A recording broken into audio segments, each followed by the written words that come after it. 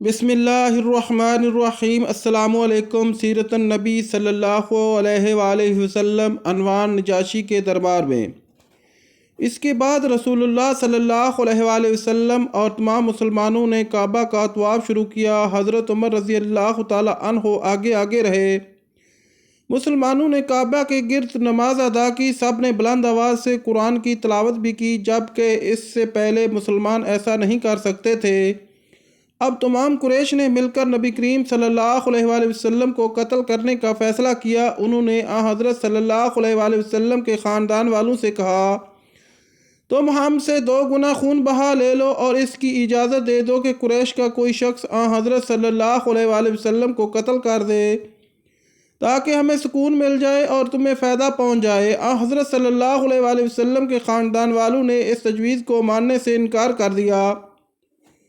اس پر قریش نے غصے میں آ کر یہ طے کیا کہ تمام بنو ہاشم اور بنو عبد المطلب کا معاشرتی بائیکاٹ کیا جائے، اور ساتھ ہی انہوں نے طے کیا کہ بنو ہاشم کو بازاروں میں نہ آنے دیا جائے تاکہ وہ کوئی چیز نہ خرید سکے، ان سے شادی بیاہ نہ کیا جائے اور نہ ان کے لیے کوئی صلح قبول کی جائے، ان کے معاملے میں کوئی نرم دلی نہ اختیار کی جائے، یعنی ان پر کچھ بھی گزرے ان کے لیے دل میں رحم کا جذبہ پیدا نہ ہونے دیا جائے، اور یہ بائیکاٹ اس وقت تک جاری رہنا چاہیے جب تک کہ بنی ہاشم کے لوگ حضرت صلی اللہ علیہ وآلہ وسلم کو قتل کرنے کے لیے قریش کے حوالے نہ کر دیں۔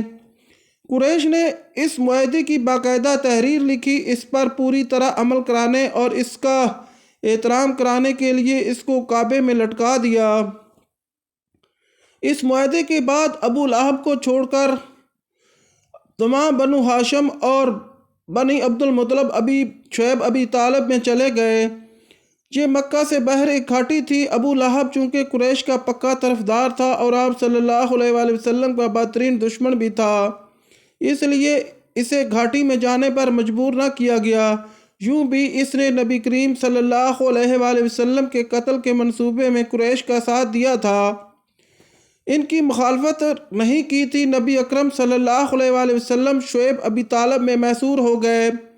اس وقت آپ کی عمر مبارک 46 سال تھی۔ بخاری میں ہے کہ اس گھاٹی میں مسلمانوں نے بہت مشکل اور سخت وقت گزارا۔ قریش کے بائیکاٹ کی وجہ سے انہیں کھانے پینے کی کوئی چیز نہیں ملتی تھی، سب لوگ بھوک سے بے حال رہتے تھے، یہاں تک کہ انہوں نے گھاس پھوس اور درختوں کے پتے کھا کر گزارا کیا۔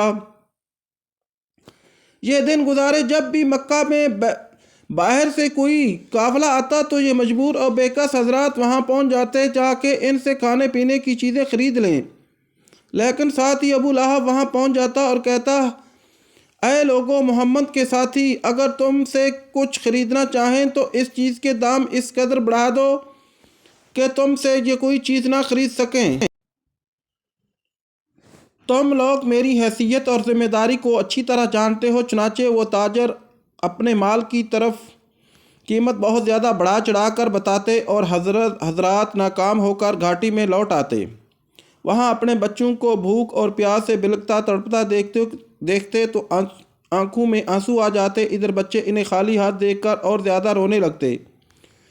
ابو لہب ان تاجروں سے سارا مال خود خرید لیتا۔ یہاں یہ بات ذہن نشین کر لیں کہ حضرت صلی اللہ علیہ وآلہ وسلم اور ان کے خاندان کے لوگ قریش کے اس معاہدے کے بعد حالات کا رخ دیکھتے ہوئے خود اس گھاٹی میں چلے آئے تھے۔ یہ بات نہیں کہ قریش مکہ نے انہیں گرفتار کر کے وہاں قید کر دیا تھا۔ بائیکاٹ کے دوران بہت سے مسلمان ہجرت کر کے حبشہ چلے گئے۔ یہ حبشہ کی طرف دوسری ہجرت تھی۔ اس ہجرت میں 38 مردوں اور 12 عورتوں نے حصہ لیا۔ ان لوگوں میں حضرت جعفر بن ابو طالب رضی اللہ تعالی عنہ اور ان کی بیوی اسماء بنت امیر رضی اللہ تعالی عنہ بھی تھیں۔ ان میں مقداد بن اسود رضی اللہ تعالی عنہ، عبداللہ بن مسعود رضی اللہ تعالی عنہ، عبیداللہ بن حبش اور ان کی بیوی ام حبیبہ بنت ابو سفیان رضی اللہ تعالی عنہ بھی تھے۔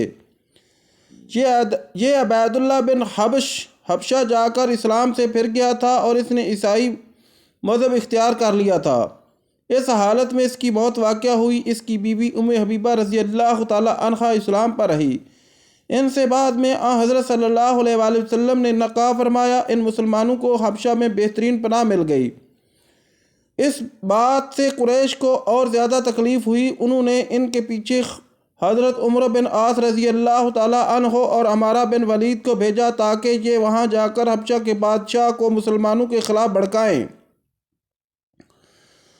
حضرت عمر بن عاص رضی اللہ تعالیٰ عنہ بعد میں مسلمان ہوئے۔ یہ دونوں حبشہ کے بادشاہ نجاشی کے لیے بہت سے تحائف لے کر گئے۔ بادشاہ کو تحائف پیش کیے گئے۔ تحائف میں قیمتی گھوڑے اور ریشمی جبے شامل تھے۔ بادشاہ کے علاوہ انہوں نے پادریوں اور دوسرے بڑے لوگوں کو بھی تحفے دیے تاکہ وہ سب ان کا ساتھ دیں۔ بادشاہ کے سامنے دونوں نے اسے سجدہ کیا۔ بادشاہ نے انہیں اپنے دائیں بائیں بٹھا لیا۔ اب انہوں نے بادشاہ سے کہا، ہمارے خاندان کے کچھ لوگ آپ کی سرزمین پر آئے ہیں۔ یہ لوگ ہم سے اور ہمارے معبودوں سے بیدار ہو گئے ہیں۔ انہوں نے آپ کا دین بھی اختیار نہیں کیا ہے۔ یہ ایک ایسے دین میں داخل ہو گئے ہیں جس کو نہ ہم جانتے ہیں نہ آپ۔ اب ہمیں قریش کے بڑے سرداروں نے آپ کے پاس بھیجا ہے تاکہ آپ ان لوگوں کو ہمارے حوالے کر دیں۔